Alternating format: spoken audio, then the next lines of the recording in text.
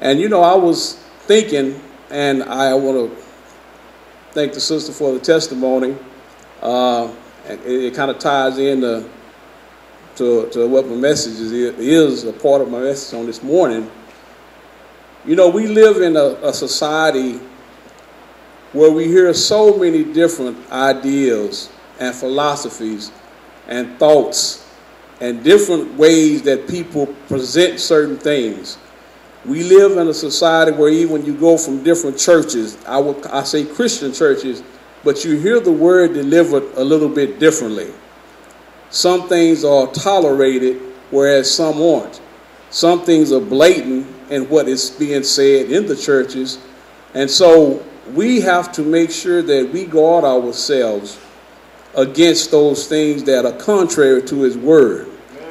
And the only way that we can have that assurance is that we have the Spirit of God living within us that gives us the ability to discern what we hear. And you know, the subject is can you hear the voice of God in the midst of the noise? Can you hear the voice of God in the midst of the noise?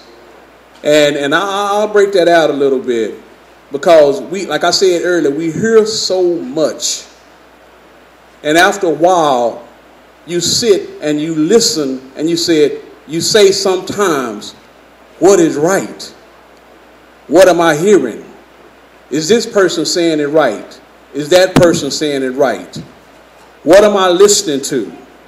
And after a period of time, you begin to understand that some of this is noise. And I'll give you a definition of noise so you can understand what I'm saying. I was listening to the testimony on this morning, and I thought about the message this morning. And see, there was a lot of noise going on with what the sister was saying. A lot of people calling her and wanting to get a comment. That's noise. Now, I said that because can you hear the voice of God in the midst of the noise? Now, her testimony was she heard the voice of God. Did you not hear what she said? She heard the voice of God by keeping her peace and knowing what she had already said. So we look at this, and voice is an agency through which is communicated another's purpose, policy, etc. It's not always something that's audible. It's something that is communicated. Whatever type of agency is used to communicate a point, a purpose, a policy. Another definition is the still small voice, the conscience. The conscience. Sometimes we have so much clutter in our minds and our spirit till we can't hear God's voice. We just hear a lot of stuff, a lot of static. It's like on a phone, you know, back in the day when you had a party line.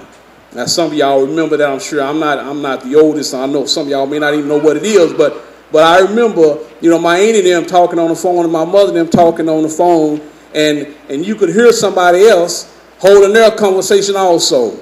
That's how they got a lot of information about what was going on. But anyway, so you had this party line with all this static, all this noise on the line, and you can't get a clear understanding of what the party you're talking to is saying, and they can't get a clear understanding of what you're saying.